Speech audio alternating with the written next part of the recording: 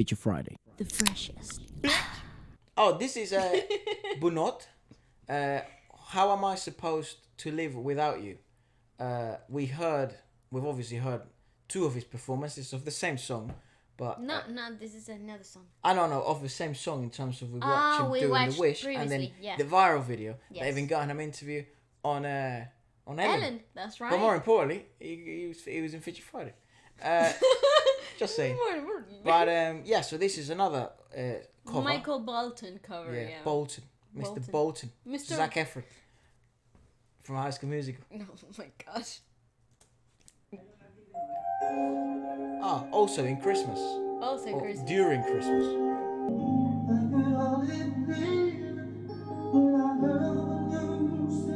Would you like to come to my house? Teach all these fools how to sing. Literally.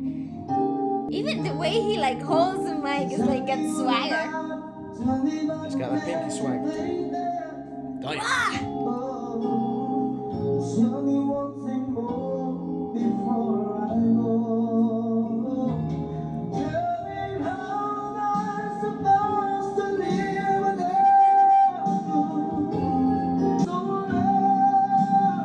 It's ridiculous. I like that.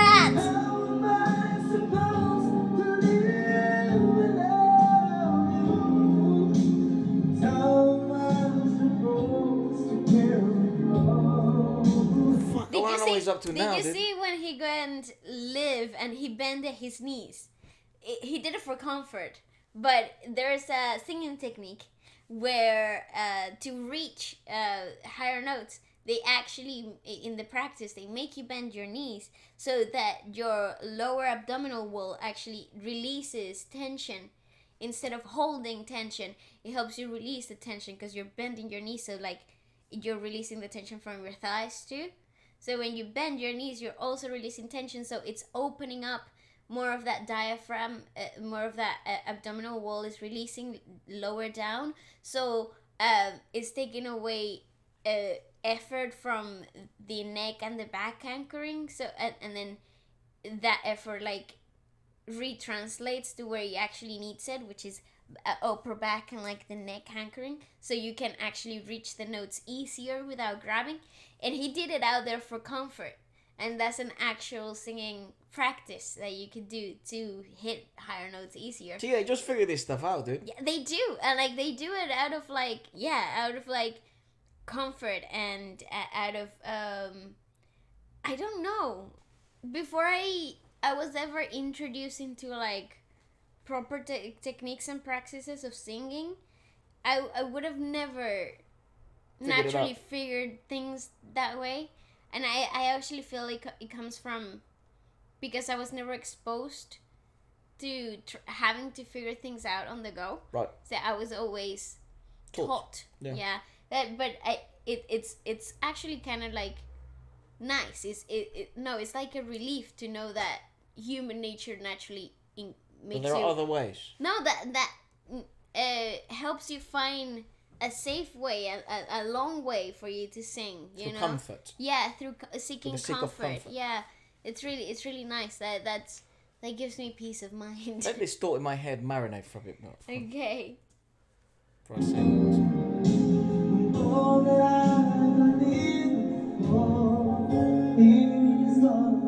Tonight he's standing up though. He went from sitting down in the previous ones.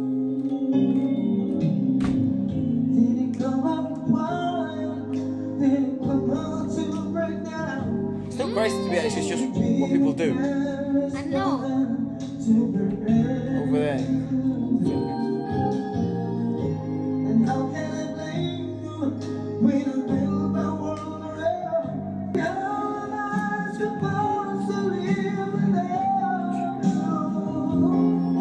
Great modulation too. It's really rich. Oh, it's fantastic.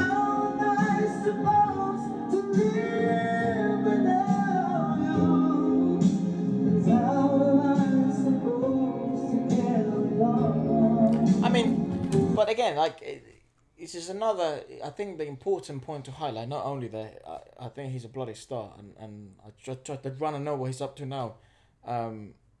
It's a star. It's I think that a really important point to highlight is like, regardless of the tools that you've been given, you can utilize them to try and maximize your learning experience. Like for example, very funny at the beginning, he's sort of saturated, right? I'm not sure if it was the camera. I think it was the karaoke machine. If I'm gonna blame something, it'd probably be the speakers that it's coming out of. He's saturated right now. He's no longer saturated. You sort of understand mic management really easy, right? It's like if you put it too close and you belt, see ya. You know what I mean? It's not gonna sound great, even if you hit the note. This type of thing, right? Seeking comfort and seeking sort of like to please an audience. It could be your mom, it could be your dad, it could be your brother. Yourself. I think it comes from what sounds good to yourself when you're doing it, and what feels good when you're doing it. I think what's difficult is like, if I guess if you're in the chase of comfort, and that leads to technique to some extent, right? Like you try different things. I think in a lot of professionals' minds, or this sort of a more academia approach to singing, is that it may lead to singing techniques that may hinder your longevity, or bad habits, maybe things that are not acutely attuned, that can lead to issues in the future, given the delicacy of the larynx and the other muscles around here, and all that stuff. But I guess that's the danger, right, of learning on your own. Absolutely. But I guess when it comes to music, essentially what you're trying to do is not become a canned product, right? Not a factory made thing that can also be replicated. You're trying to be something different. And I guess the question is, at what expense? Right? At the expense of self-experimentation, self-discovery, or at the expense of, sort of guidance, and then unfortunately falling into a standard. So I guess the lesson from here, from Bunot, is just, maximizing the tools you have and utilizing them to their maximal capabilities to try and build a skill, Yeah, I agree. It's like playing with a shit tennis racket, It's not going to get you very far, but you can try to use it to get you as far as it possibly can. That's right. All that I believe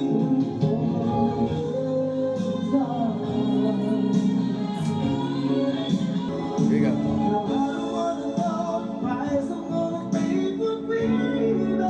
It's crazy.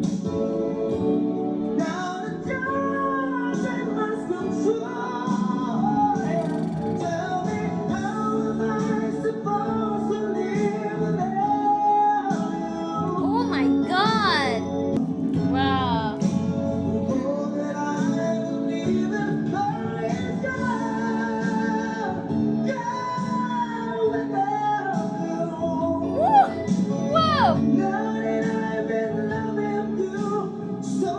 I wonder if Bryan Adams has ever heard him sing.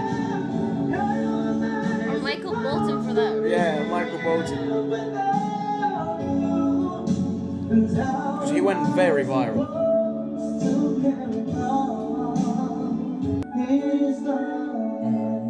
Freaking brilliant. Brilliant. Woo, woo, woo.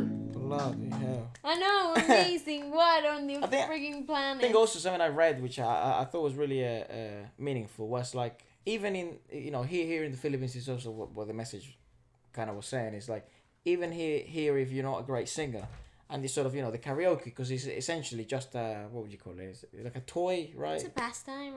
A hobby. So even if you're not good at it, your friends laugh with you, not at you.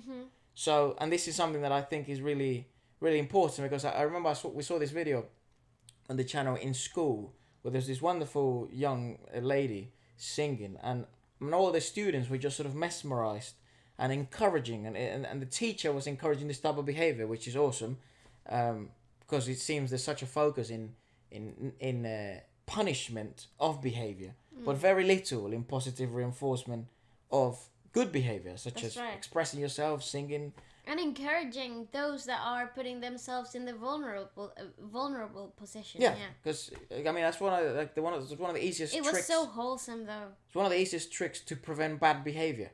Promote good one. Yes. Because they only have time to do one.